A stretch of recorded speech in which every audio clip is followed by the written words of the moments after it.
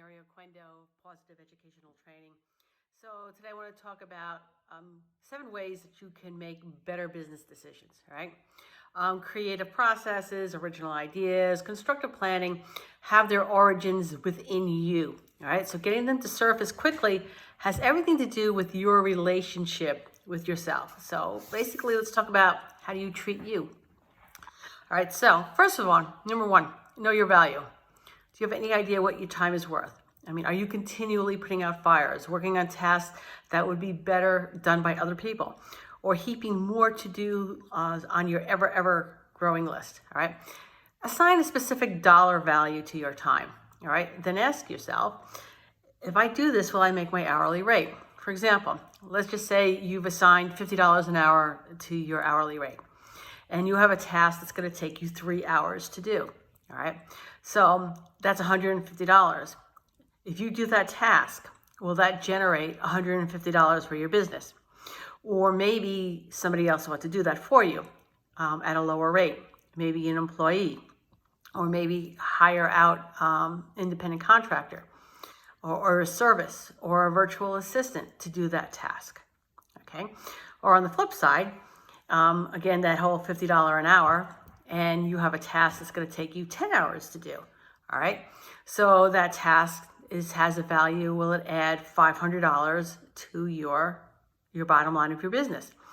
Or if you, instead of spending 10 hours doing that, if you hired a specialist, such as, like for me it would be taxes, all right?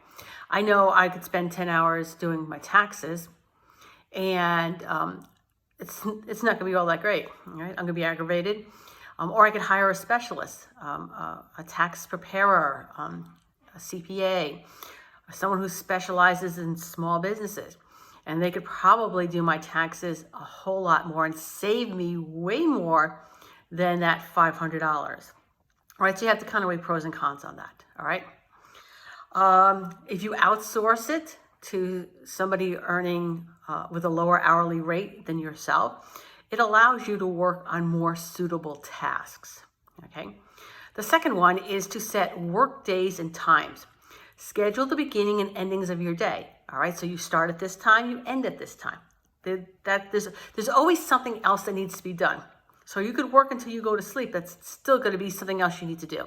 So set a beginning and an end to your day. And in between, schedule those meals as well as some break time. Take regular days off and schedule vacations, all right? You'll be more focused when you return to work because you actually let your brain recover.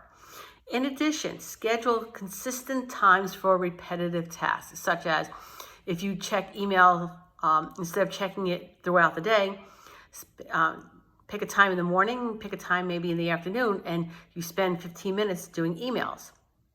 All right.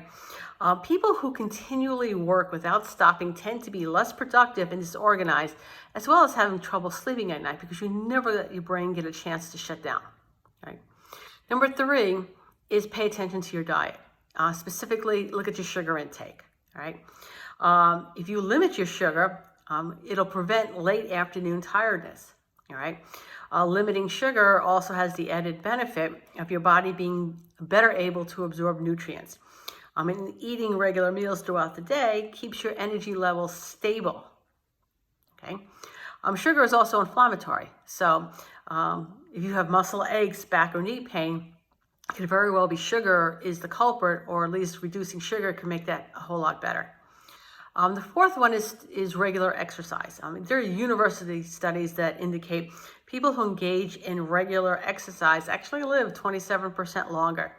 Now you add in those happy endorphins when you exercise, and you have kind of like this win-win situation, right? It doesn't have to be hours at the gym.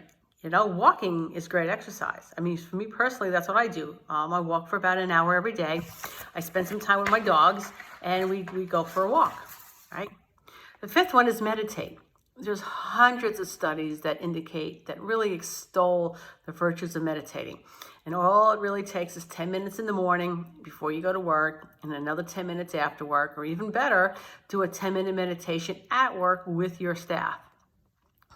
The sixth one is journaling. And you don't need a $50 fancy journal. Many of my journals are simply one subject notebooks that have been left over from back to school sales. Right? once in the morning to set expectations for the day, as well as any musings that I might have, and then again in the evening to recap your day. This practice offers perspective, all right? Writing things down and reviewing it later may bring to light solutions that kind of escaped you in the midst of a very busy day.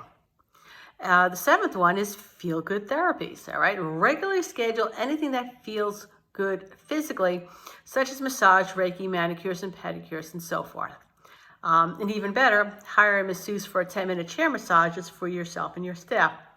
Yes, I know we're in the middle of, this is being recorded, and a lot of businesses are still not open yet, okay? But they will be shortly, all right? So keep that in mind. But also feel-good therapies doesn't necessarily have to be something physical. It could be something mental and or emotional, all right? Read a book, again, out in the sunshine, walk, get some fresh air, a relaxing bath at the end of the night, anything that kind of makes you feel good, okay? Spending even a minimum but regular amount of time on yourself will increase your focus and your well-being. And when you include your staff, the results will actually ripple throughout your business, right? So if you like these tips, then subscribe to my channel, all right? And drop me a message if there is something in particular you would like me to talk about. So I will see everybody next week.